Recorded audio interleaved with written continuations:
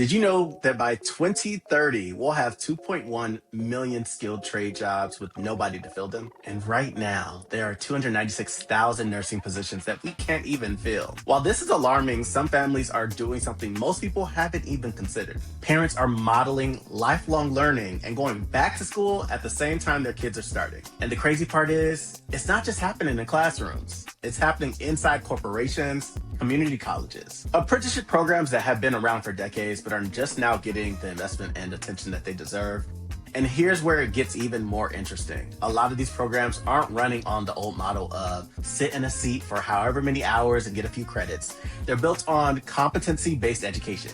You move forward when you actually demonstrate the skill, not just log the time. This is not new, actually. It's how apprenticeships have worked for generations. What is new is that this approach is now showing up in community colleges, corporate training programs, and even K through 12 classrooms. Welcome to the Education Evolution. This is a podcast for the thinkers, the doers, and those who know the most important lessons aren't always learned in school. They always affect what's happening outside of one.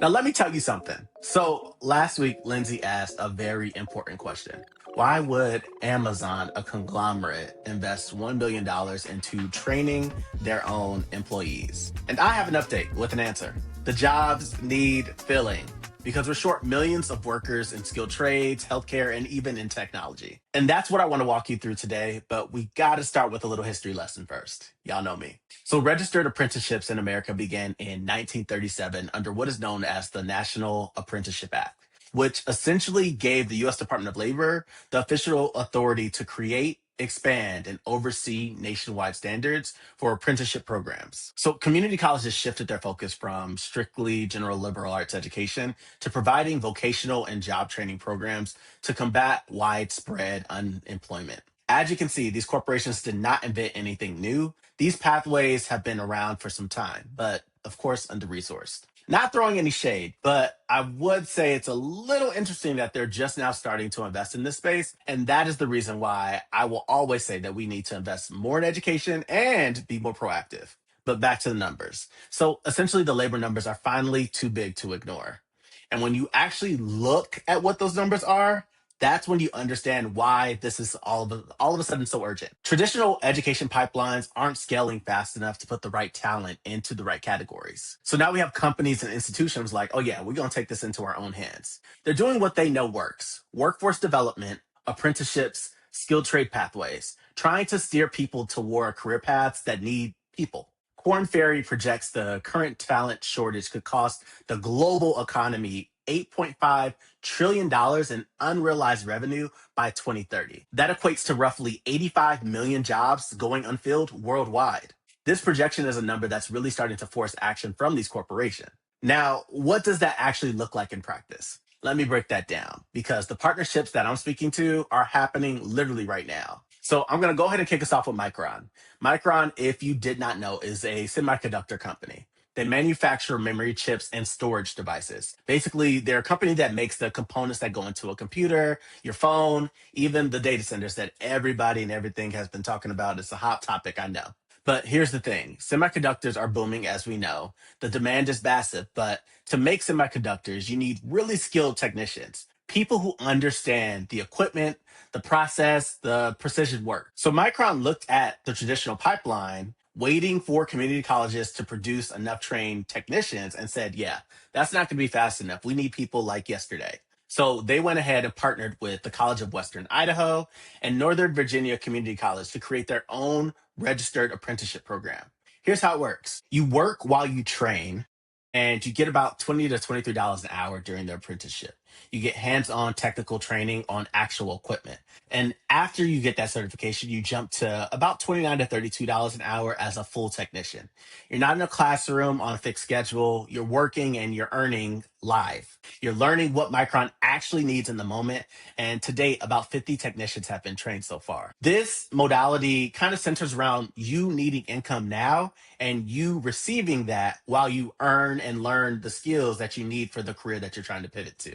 This is the first of the three programs that are out there. Now, let's pivot and talk about Meta. If you don't know, Meta, which used to be known as Facebook, is a tech company and they own Facebook, Instagram, WhatsApp. They clearly are a massive operation. But here's what people don't always think about when they think about Meta. Behind all that technology, there's infrastructure. So you got fiber optic cables, you have electrical systems, HVAC systems keeping the data centers cool, plumbing, all of that. Meta realized that they have these massive facility and infrastructure needs. And in order to continue to operate them, they need these electricians, the HVAC technicians, the plumbers, the fiber installers. But of course, they can't find enough of them. So the traditional schools are not producing them fast enough. So they launched what's known as America's Workforce Academy. It's a $115 million investment. Essentially, it works like this. You go to a 5-week boot camp in skilled trades and it costs you nothing. They pay you a stipend while you train to cover living expenses. And after about 5 weeks, they place you in one of the following states: Louisiana, Ohio, Indiana, or Texas. And so in 5 weeks, you can go from zero experience to being gainfully employed. Sounds pretty good. Now, let's move to the last of the three: Anthropic and CodePath. So, Anthropic is an AI company that built Claude, and CodePath is an education nonprofit that serves students who are underrepresented in computer science. So the partnership runs like this. CodePath runs the computer science programs for about 20,000 students across community colleges, state schools, and HBCUs. About 40% of those students come from families earning under $50,000 a year. So Anthropic looked at that and was like, oh, yeah, these students are already in school. They're already learning computer science. What if we just gave them access to the cutting edge AI training while they're there? So they integrated Cloud AI training directly into CodePath's curriculum. Essentially, that looks like their Foundations of AI engineering course, their AI applications course, and their AI open source capstone. You're getting the opportunity to learn cutting edge AI skills while you're already enrolled in school. So you're not paying anything extra. You're not going back to school. You're just kind of going ahead and expanding what you're already doing. Now, as you can, I know I went through those fast, but these are three different models that support you differently, but they all exist now. And let me be crystal clear. I am not saying that this is the only way out there for you to go to get exposed to these professions.